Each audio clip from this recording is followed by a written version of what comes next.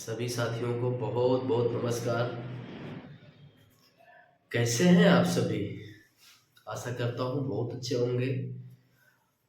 आपकी तैयारी बहुत ठीक ठाक चल रही होगी, क्योंकि करना ही क्या है, जो लोग उतर गए हैं मैदान में उनको लड़ाई के सिवा क्या करना है। ये हमारी लड़ाई है, हम लोग लड़ेंगे, मेहनत करेंगे, सफल होंगे। कंटिन्यू हमको इसको जारी रखना है, क्योंकि यही हमारा कैरियर है, यही हमारी सब कुछ है। हमको इसी को मान के चलना है कि पढ़ाई के सिवा हमें कुछ नहीं करना है। जब तक सफल ना हो तब तक इसी को मान के चलिए। नहीं सफल होते हैं फिर भी, मैंने पहले वीडियो में भी आपको बताया था कि ऐसा नहीं है सबका सिलेक्शन ही हो जाएगा। चाहे एसएससी हो, रेलवे हो, बैंक हो, यूपीएससी हो, पीसीएस हो, कोई भी विभाग हो, कोई भी संस्था जो आपको चयन करती है, ऐसा नहीं है कि सबका चयन हो ही जाएगा। आप देखते ही हैं कितना अभ्यर्थी फॉर्म डालते हैं, होता कुछ लोगों का ही है। लेकिन ऐसा नहीं है कि जो लोग सफल नहीं हुए वहां वो असफल हो गए। हम लोग सफलता असफलता को बस एक पैरामीटर पे माप लेते हैं कि नौकरी नहीं पाया तो असफल हो गया, नौकरी पा गया तो सफल हो गया। लेकिन एक चीज जो लोग नहीं सोचते हैं कि क्या वो नौकरी जो डिजर्व कर रहा था, क्या उसको वो मिली? ऐसा तो नहीं है कि कोई पीसीएस की तैयारी करने वाला, ठीक ठाक मेंस देने वाला ग्रुप डी में चला गया हो, उसको बस ये समाज का एक दबाव था कि मुझे एक नौकरी लेनी है, रेलवे ग्रुप डी में चला गया, हथौड़ा दांता लेकर के वो कंधे पे दिन भर धूप में टहल रहा है। वो मन को अपने सर्टिफाई नहीं कर पा रहा है, यानी कि मन को अपने तसल्ली नहीं दे पा रहा है कि मुझे क्या करना चाहिए था, मैं कहाँ आ गया। तो वो सफल है क्या? वो इस बाती का हमेशा उसको मलाल रहेगा कि अगर मुझे साला ग्रुप डी में ही जाना था तो मैंने इतनी तैयारी क्यों करी। ग्रुप डी के लिए सिर्फ डायरेक्टली हम तैयार करके चले जाते ग्रुप डी में। वो ये बार बार कोसता कि थोड़ी सी मेहनत और कर लिया होता तो मैं फाइनली लिस्ट में आ जाता पीसीएस के। ये भी फैक्टर होते हैं। देखिए, सफलता असफलता को मापने के लिए कोई एक पैरामीटर नहीं होता है, हजारों पैरामीटर होते हैं। अगर कोई सफल वही व्यक्ति है, आप देखते हैं बहुत से लोग नौकरी पेशे में होकर के भी वो मन को संतुष्ट नहीं रख पाते हैं। वो हमेशा तनाव में होते हैं, हमेशा किसी के दबाव में होते हैं। जब भी उनसे हाल पता लिया जाता है तो वो कहते हैं कि क्या चल रहा है यार, बस चल ही रहा है किसी तरह से। तो इस टाइप से बोलने वाले नौकरी पेशे में भले हैं, लेकिन वो सफल कैसे हो गए भाई? उनका जो अल्टीमेट उद्देश्य जो है जीवन को शांत करना, वो तो हो ही नहीं पा रहा। सिर्फ भौतिक चीजों को प्राप्त कर लेना सिर्फ सफलता तो है नहीं। सफलता हम लोग सिर्फ भौतिक आवश्यकताओं की पूर्ति को ही सफलता बोलते हैं। कोई निजी सेक्टर में जाके ठीक ठाक पैसा कमाने लगा, वो भौतिक संसाधनों को इकट्ठा कर लिया, गाड़ी ले लिया, बंगला बनवा लिया, तमाम सारी चीजें सुख सुविधाओं का ले लिया, तो हम लोग बोलते हैं कि वो सफल है भाई, अपने जीवन में सफल है। कोई गरीब व्यक्ति कुछ नहीं कर रहा है, खेती बाड़ी कर रहा है, खेती बाड़ी करके दो रोटी सुकून से खा के परिवार में सो रहा है, सुबह उठ रहा है, परिवार के साथ नाश्ता कर रहा है, फिर खेती बाड़ी का काम कर रहा है, उसको हम कहते हैं कि बेकार का है यार, क्या कर रहा है, खेती बाड़ी तो कर रहा है।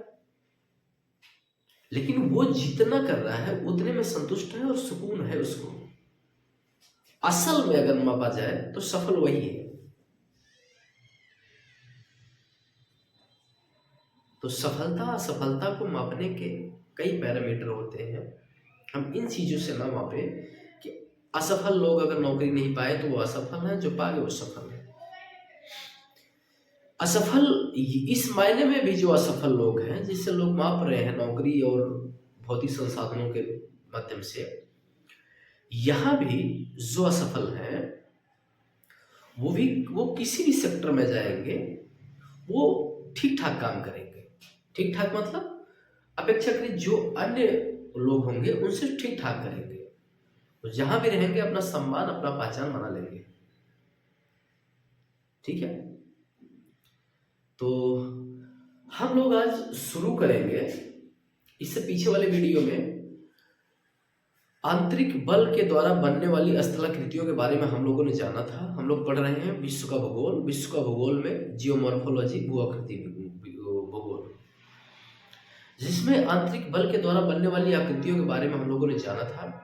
आज की जो वीडियो है इसमें हम लोग जानेंगे बाह्य बल द्वारा, बाहरी बल के द्वारा पृथ्वी पर बनने वाली तमाम आकृतियां। यही लगभग 1 से 2 वीडियो में हम पूरा कवर कर लेंगे। उसके बाद रॉक्स को पढ़ लेंगे, चट्टाने, उसके बाद फिर आगे जलवायु विज्ञान पे हम लोग छलांग मार के चले जाएंगे।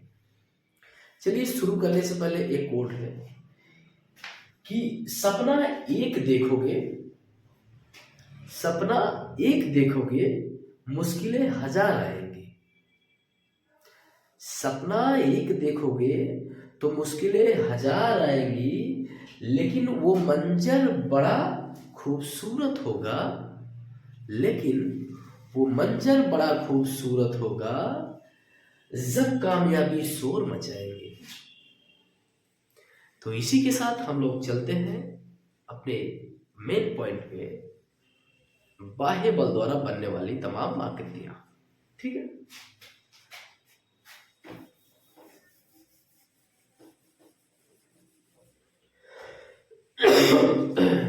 देखिए,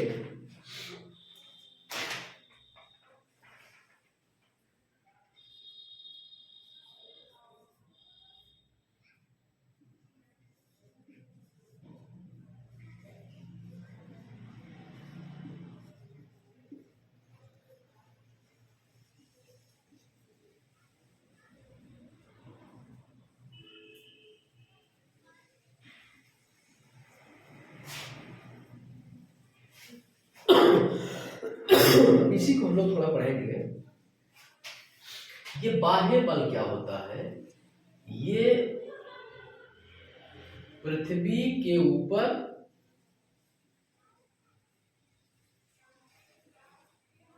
उत्पन्न बल होता है। अभी तक जो आंतरिक बल हम लोग पढ़ रहे थे वो बल पृथ्वी के अंदर से उत्पन्न हो रहा था, लेकिन ये बाह्य बल जो है पृथ्वी के सतह पे उत्पन्न हो रहा है, यानी कि पृथ्वी के सरफेस के ऊपर। अब इस बल के भी माध्यम से बहुत सारी स्थलाकृतियां बनेंगी। ठीक है, इनकी 2 क्रियाएं हैं।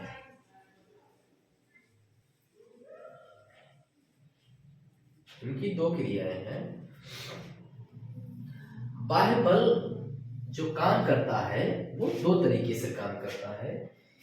एक को कहते हैं हम अपक्षय। अपक्षय को हम बोल देते हैं अंग्रेजी में वेदरिंग।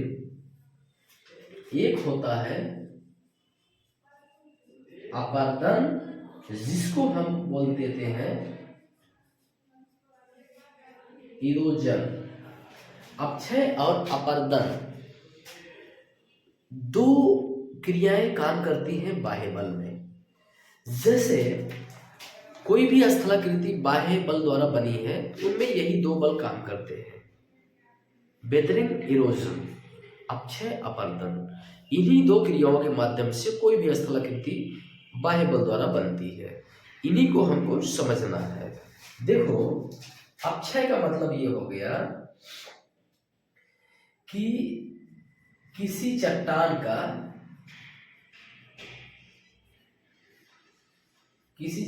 का टूटना। अब इस टूटने के पीछे कई कारक काम करते हैं। अपर्दन का मतलब होता है किसी टूटे चट्टान के कणों को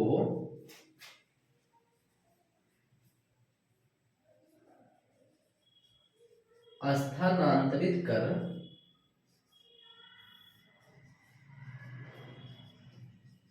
एक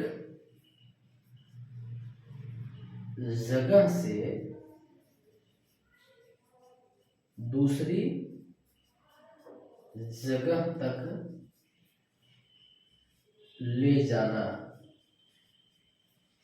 यहां भी कई माध्यम काम करते हैं, दिखाई नहीं दे रहा होगा ना, रुकिए मिटा के फिर हम कर देते हैं हल्का सूखा।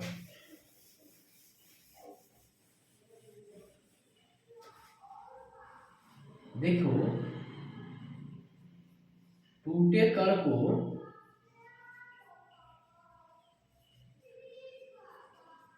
एक जगह से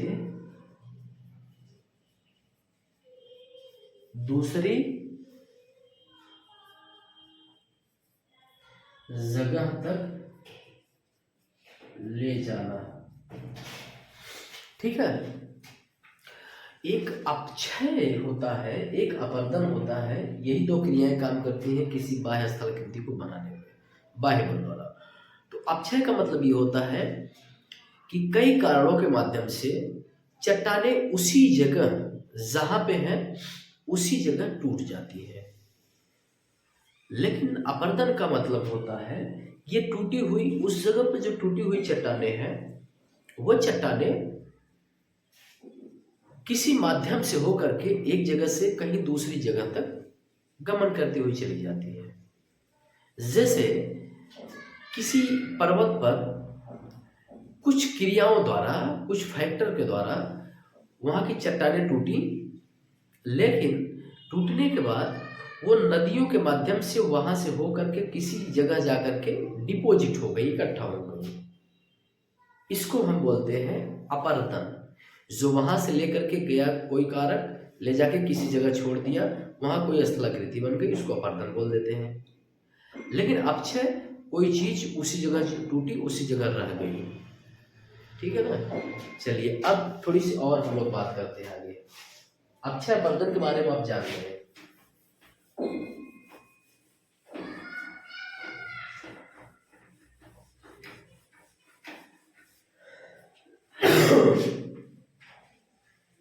ये जो अपक्षय है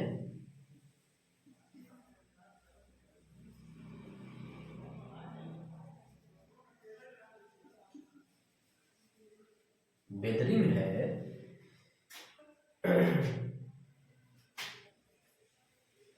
ये वर्षा और तापमान, वर्षा, तापमान, मौसम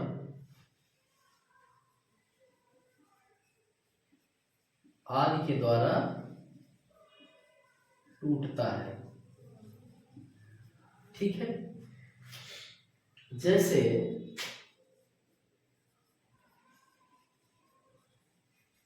अरावली पर्वत,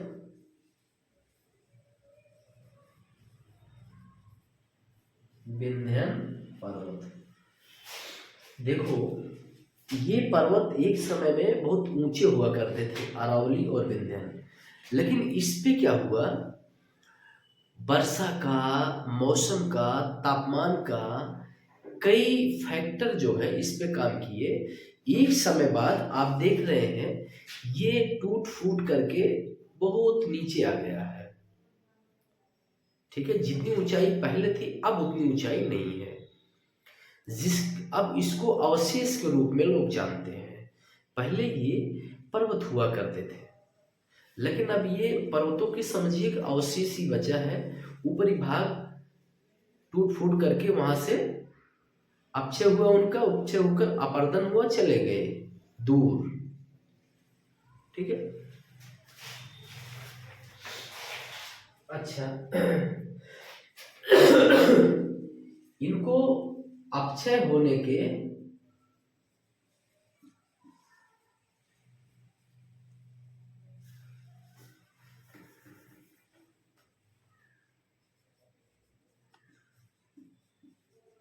अपक्षय के कारक पर हम थोड़ी सी बात कर लेते हैं। अपक्षय के कारक क्या है?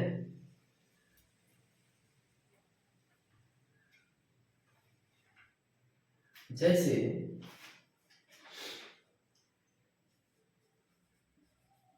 तापमान हो गया, वर्षा हो गई, उसके बाद कुछ जैविक कारक भी हो गए, उसके बाद कुछ मानवीय कारक हो गए, मानवीय कारक के बाद कुछ रासायनिक कारक हो गए, कुछ भौतिक कारक हो गए। इस टाइप के बहुत सारे फैक्टर जो है काम करते हैं किसी चट्टान को आच्छादित करने के लिए, यानी कि किसी चट्टान को तोड़ फोड़ करने के लिए यही सब कारक पर्याप्त हैं। जैसे पाला हो गया, हवा हो गई, नदी हो गई, बहुत सारे इस तरह के फैक्टर हैं जो काम करते हैं चट्टानों को अक्षय करने के लिए। ठीक है, उसके बाद नोट करते चलिए, मिटा मिटा के हम लिखते चलेंगे। नोट कर लीजिए, स्क्रीनशॉट ले लीजिए, बाद में नोट कर लीजिएगा।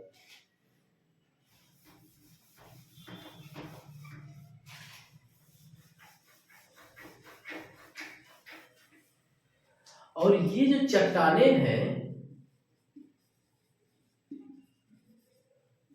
चट्टाने टूटने का दर भी अलग अलग होता है। ऐसा नहीं है कि सभी चट्टाने एक समान दर से टूटेंगी। कुछ चट्टाने कठोर होंगी, उनको टूटने में थोड़ा ज्यादा समय लगेगा। कुछ चट्टाने नरम होंगी, उनको कम समय लगेगा टूटने में।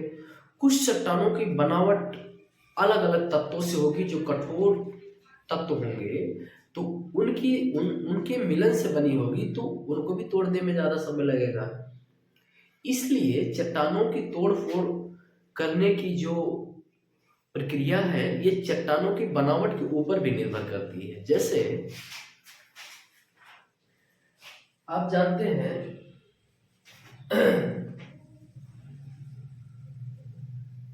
हर जगह की चट्टानें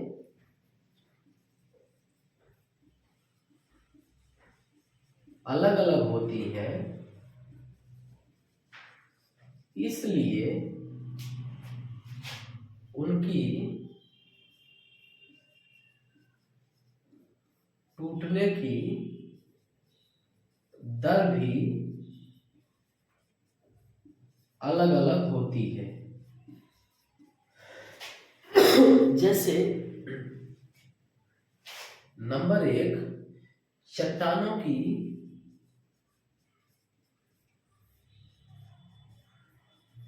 कठोरता कैसी है।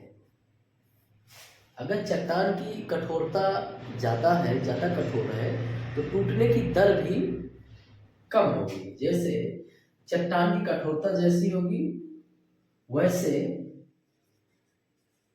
टूटने की दर भी होगी।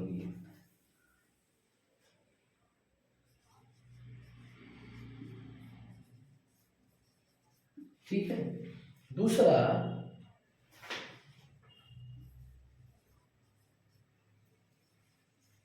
चट्टान की बनावट जैसी होगी, उसकी भी टूटने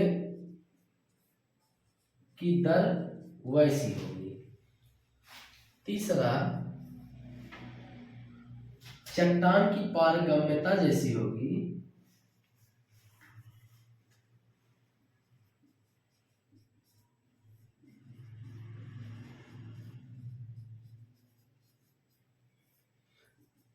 ठीक है। चौथा,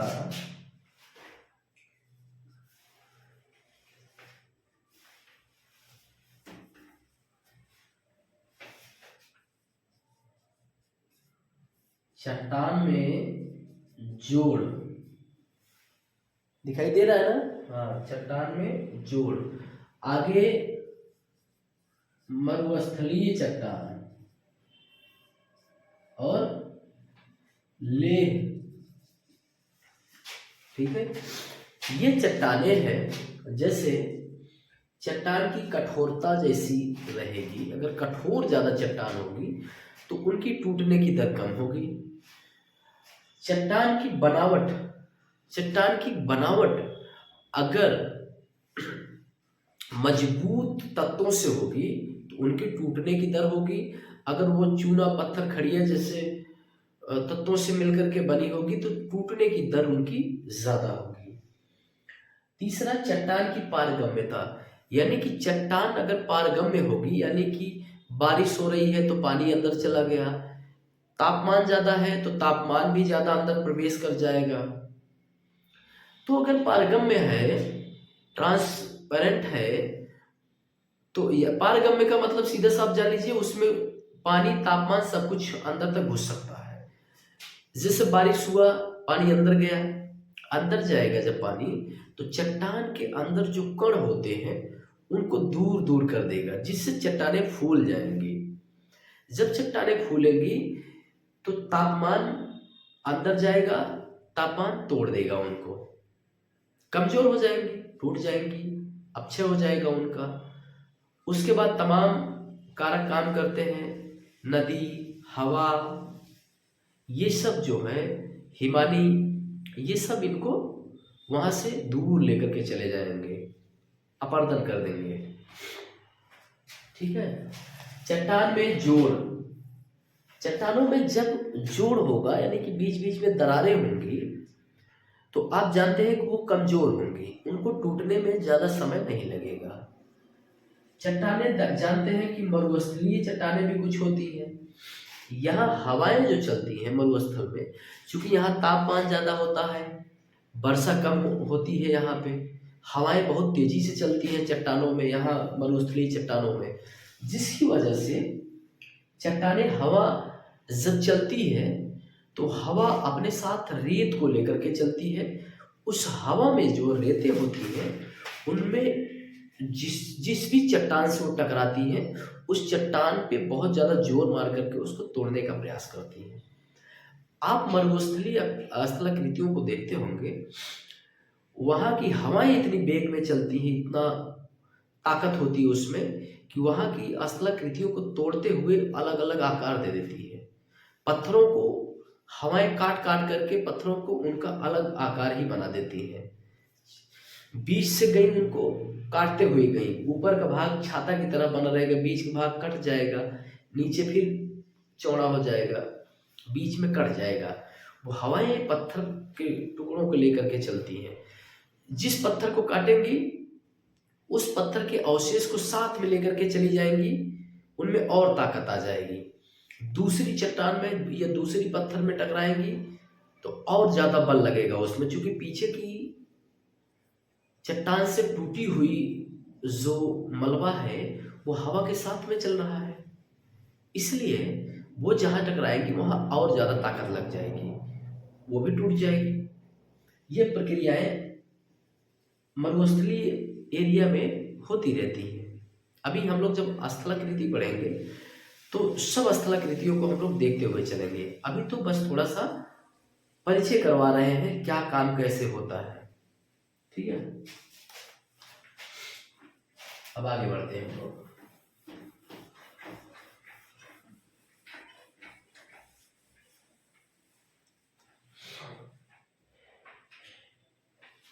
देखो इनका अपक्षय का रूप, अपक्षय का रूप में हम देख लेते हैं दो तीन। नंबर 1 है भौतिक रूप, जो कारक अभी हम पढ़े हैं उसी को हम देख रहे हैं यहाँ, भौतिक रूप। दूसरा रासायनिक, तीसरा जैविक। अब नोट करते रहिएगा, नहीं तो ये जितना आपको कंटेंट दिया जा रहा है ना, इस चीज को आप प्रीवियस ईयर क्वेश्चन से बार बार मैच कराइए। मैं बार बार आपसे कहता हूँ, तभी आपको इन कंटेंट में विश्वास हो पाएगा। नहीं तो आपको लगेगा कि फर्जीवाड़ा का कंटेंट दे रहे, क्या है यार। आप पहले मैच तो करवाइए, तभी तो सब। देखिए सबसे पहला जो जस्टिस करने वाले हैं वो आप अपने लिए खुद हैं। देने के लिए तो हजारों लोग आपको मैटर दे रहे हैं, लेकिन उस मैटर को आप एनालिसिस कैसे करेंगे? कोई करके थोड़ी देगा, हम तो बता ही रहे हैं आपको। लेकिन आपको विश्वास तभी करना होगा जब आप खुद से उसको देखेंगे कि वाकई में है मेरे लायक कि नहीं है। ठीक है, देखिए इसका मतलब भौतिक का बिना किसी रासायनिक क्रिया के टूटना। यहां कोई रासायनिक क्रिया नहीं हो रही है टूटने में, जो भौतिक रूप है। जैसे कारक को हम देखते हैं,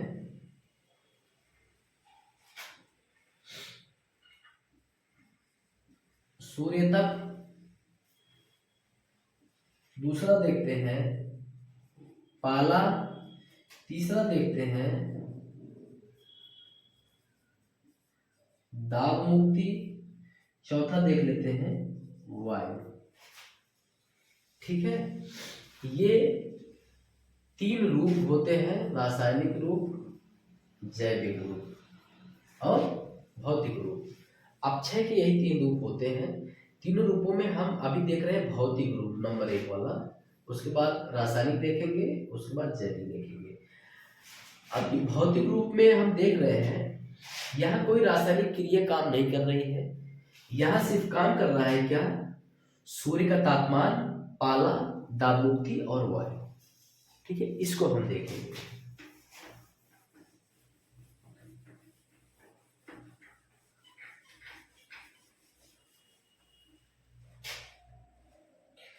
सबसे पहले हम नंबर 1 देख लेते हैं, सूर्य तक मतलब इंसुलेशन, इसको देख रहे हैं।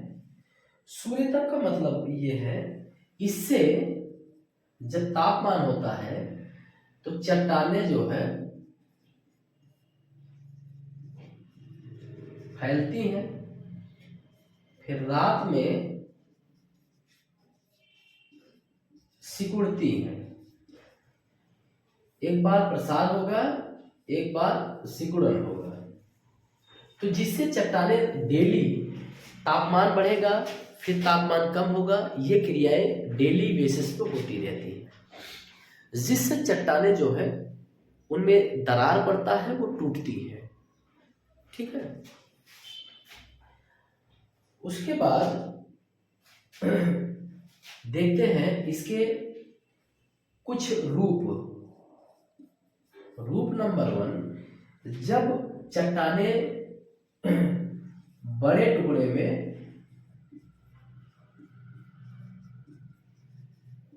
टूटेंगी तो इनको हम कह देंगे, इनको कहेंगे पिंड विच्छेदन। जब चट्टानें बड़े आकार में टूटेंगी, बड़े बड़े टुकड़ों में टूटेंगी, इनको पिंड विच्छेदन कहेंगे। और दूसरी आकृति क्या होगी, दिखाई दे रहा ना? हाँ, दूसरी आकृति होगी जब कणों में टूटेंगे,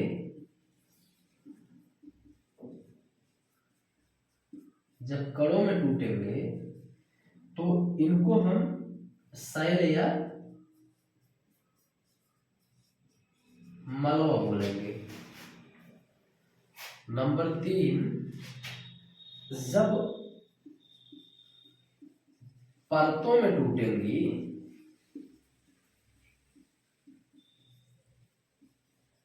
तब इनको हम अपसल्कन बोलेंगे।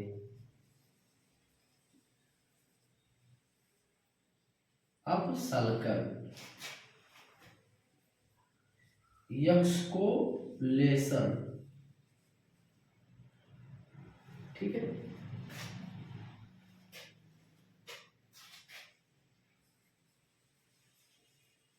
स्क्री ऑफ पोलर। देखिए हमने अभी बात किया कि चट्टानें जो हैं टूटती हैं, लेकिन इनके पीछे कई कारक काम करते हैं।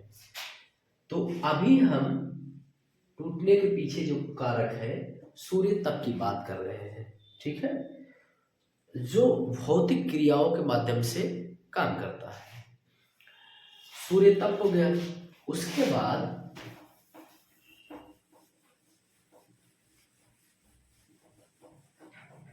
दूसरा पाला हो गया। नंबर 2 पाला हो गया। टेम्परेचर बढ़ेगा। जब टेम्परेचर बढ़ेगा, जब तापमान बढ़ेगा तो चट्टानों में दरारें आएंगी, क्योंकि आयतन बढ़ेगा। उसके बाद रात में क्या होगा, टेम्परेचर कम होगा, जिसके कारण दरार में बर्फ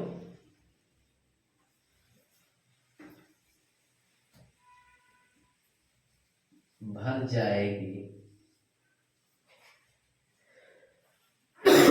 जिससे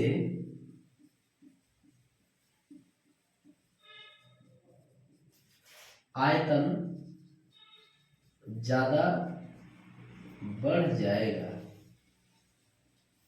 ठीक है। जब दरारों में बर्फ भर जाएगी तो आयतन और ज्यादा बढ़ जाएगा, जिससे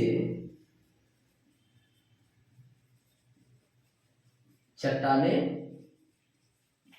टूटेंगी। ये घटनाएं अक्सर ठंडे प्रदेशों में होती हैं। ये घटनाएं अक्सर ठंडे प्रदेशों में होती हैं।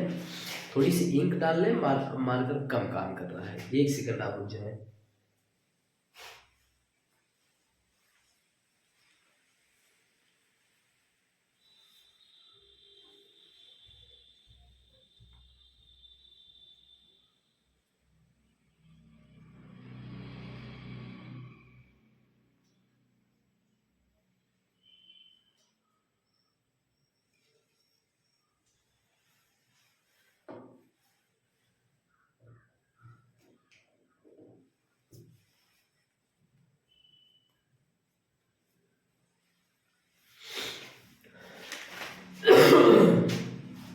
आगे चलते हैं अगले कारक के ऊपर।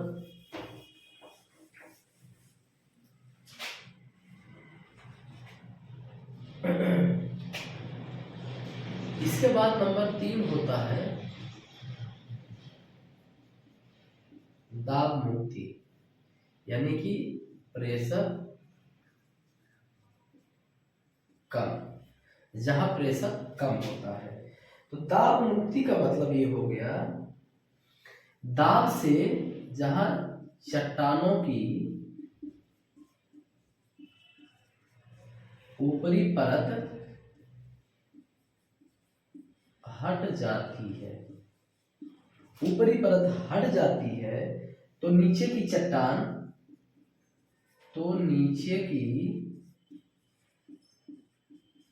चट्टान पर दबाव कम हो जाता है।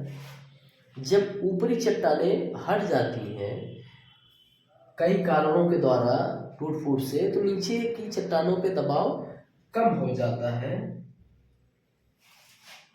तो इसके कारण चट्टान फैलकर टूट जाती है। ठीक है। जैसे कई कारणों से जब ऊपर की चट्टानें टूट फूट के दूर चली जाती हैं तो नीचे की जो चट्टानें हैं उस पर ऊपरी चट्टानों का दबाव खत्म हो जाता है।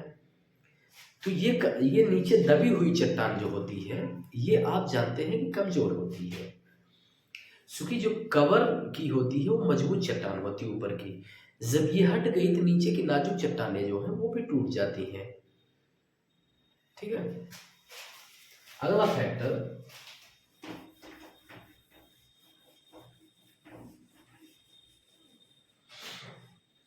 अगला आपका है वायु,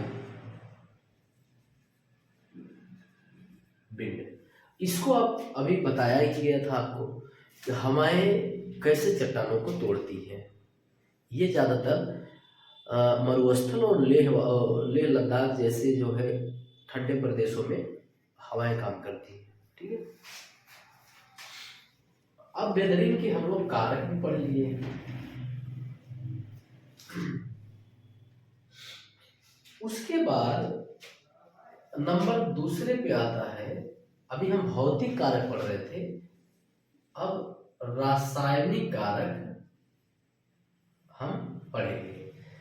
रासायनिक कारक में किसी ना किसी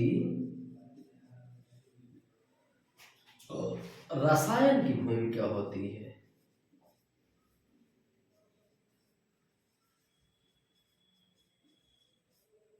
किसी न किसी रसायन की भूमिका होती है चट्टानों को तोड़ने के लिए। जैसे नंबर 1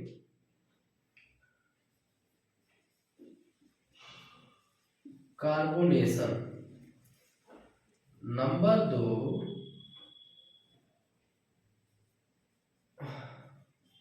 ऑक्सीडेशन,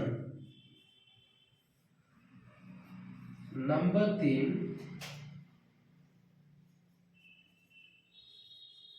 हाइड्रेशन।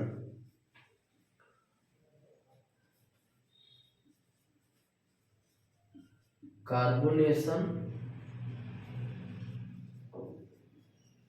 ऑक्सीडेशन,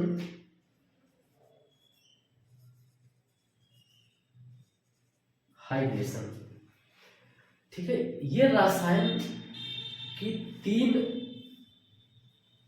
जो फैक्टर हैं ये काम करते हैं तोड़ने में, रासायनिक क्रियाओं को आगे बढ़ाने में। अब कैसे करते हैं हम इनमें थोड़ी सी बात कर लेते हैं। जो कार्बोनेशन है इसका मतलब ये है, कार्बोनेशन का, कि कार्बन जब जल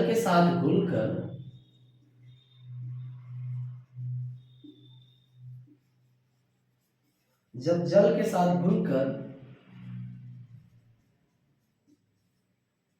कार्बनिक अम्ल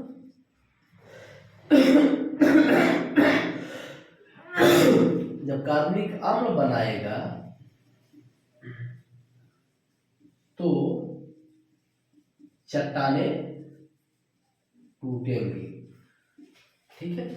ये जो कार्बोनेशन जो होता है, कार्बोनेशन एक क्रिया है। इसमें क्या होता है कि जब कार्बन जो है जल के साथ घुल करके क्रिया करता है तो चट्टानें जो होती हैं वो कमजोर होती हैं, टूटती हैं। ये रासायनिक क्रिया है जिससे चट्टानें टूटती है। दूसरा है ऑक्सीडेशन। ऑक्सीडेशन क्या होता है? ऑक्सीडेशन में ऑक्सीजन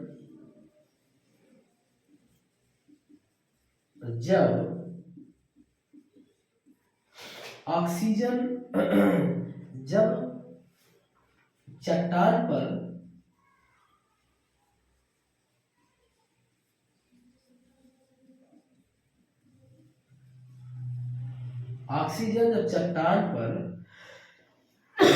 क्रिया करे तो चट्टानें कमजोर हो जाती हैं। जब ऑक्सीजन चट्टान पर क्रिया करे तो चट्टानें क्या होती हैं? कमजोर हो जाती हैं। जैसे मिटा के, अब जगह भी तो नहीं बची है, यहाँ हम लोग बात कर लें। हाँ ठीक है, इसी को ऑक्सीडेशन की बात हम लोग यहाँ कर रहे हैं थोड़ी सी। जैसे जिन चट्टानों में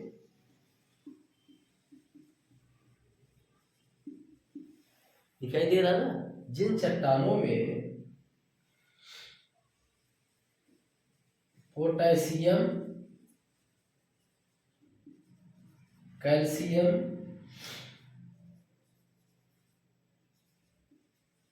मैग्नीशियम, पोटेशियम, कैल्शियम, मैग्नीशियम होते हैं, जिन चट्टानों में ये होते हैं, तो यहाँ जो है इनका जो काम है कि वायुमंडलीय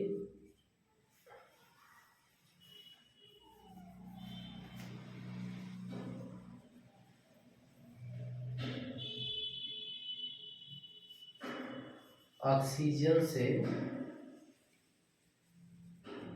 क्रिया करना, इनका यही काम होता है। अगर ये जहाँ जिस चट्टान में होते हैं वो वायुमंडल की ऑक्सीजन से क्रिया करते हैं, जिससे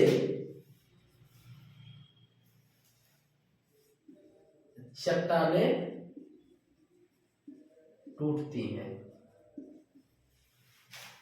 जिससे चट्टानें टूटती हैं। अब समझ में आ रही है? दिख रहा है कि नहीं दिख रहा है?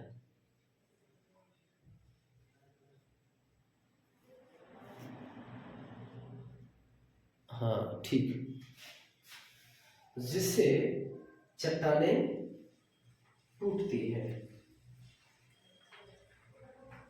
अब आगे हम लोग बढ़ते हैं। अभी पढ़ रहे हैं रासायनिक क्रिया द्वारा चट्टानों को टूटना। भौतिक हम लोग देख लिए हैं, अभी जैविक भी देखेंगे।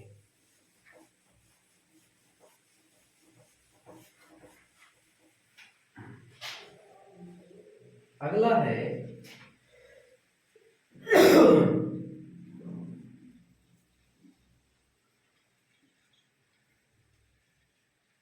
हाइड्रेशन।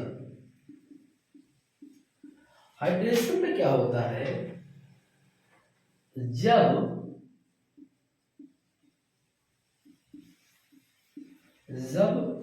चट्टान को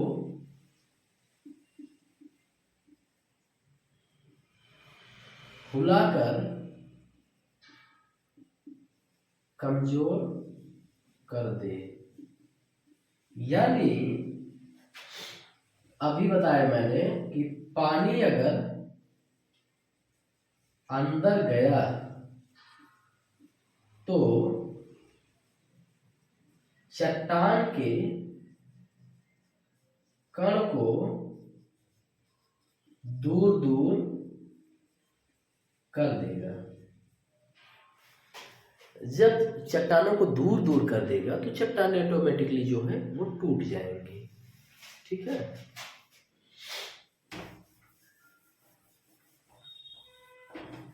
अब आते हैं आगे वाले पे, जिसको हम कहते हैं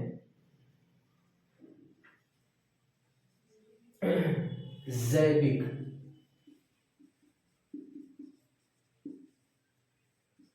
जैविक रूप, इसमें क्या होता है, पेड़ पौधा और क्या होता है, मानव और जंतु, इनके द्वारा जो होता है अक्षयवर्धन होता है, जिसको हम जैविक क्रिया कहते हैं। जैसे पेड़ पालों में क्या हो गया कि हम लोग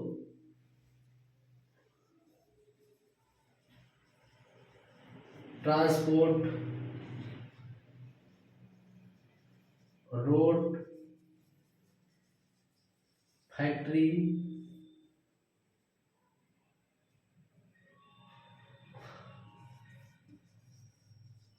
एयरपोर्ट, अदर एक्टिविटी के लिए क्या करते हैं, पेड़ पौधों को काटते हैं। ठीक है, ये मानव की क्रिया है, पेड़ पौधों को काटते हैं, जिसकी वजह से क्या होता है, अपरदन होता है। ठीक है।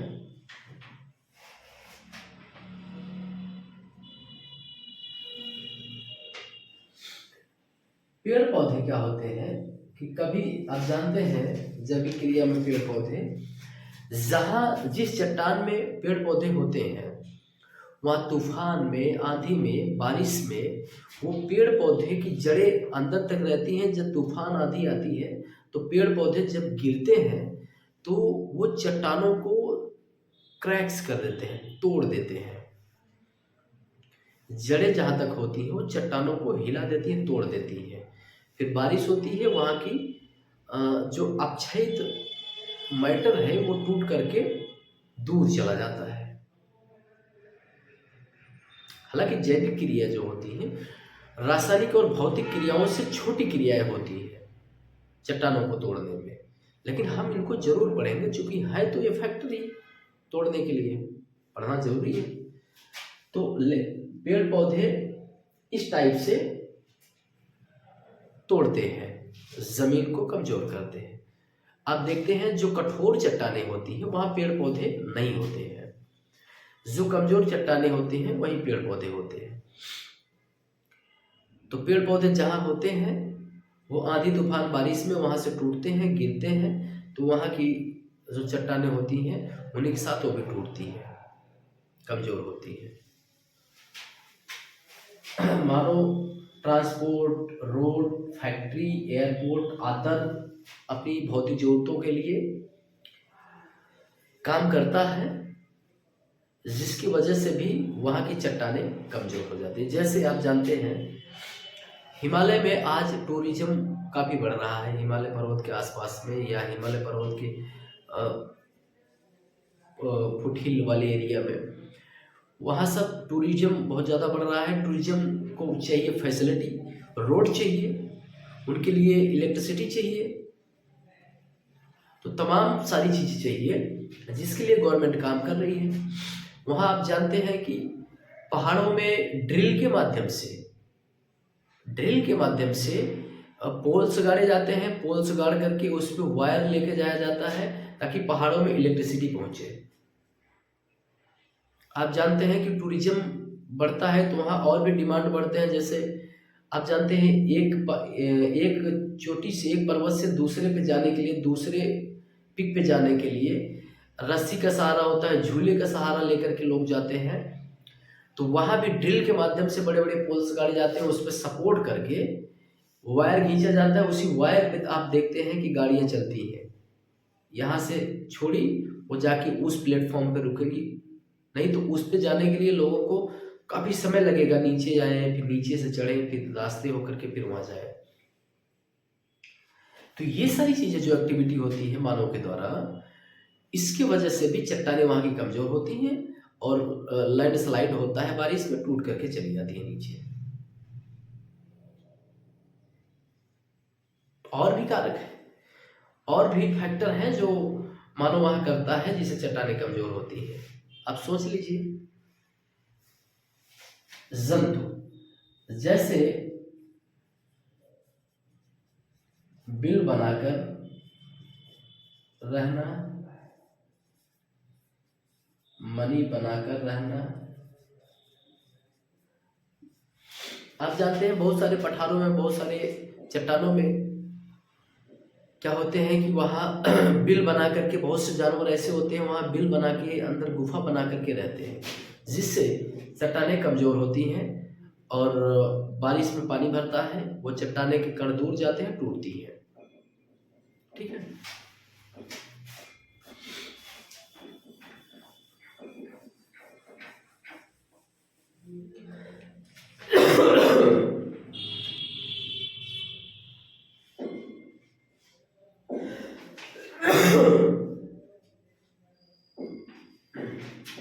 अब हम लोग बात कर लिए अपक्षय।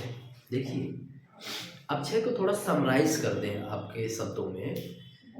अपक्षय का मतलब होता है कि एक ही जगह चट्टानों का टूटना और उसी जगह रह जाना।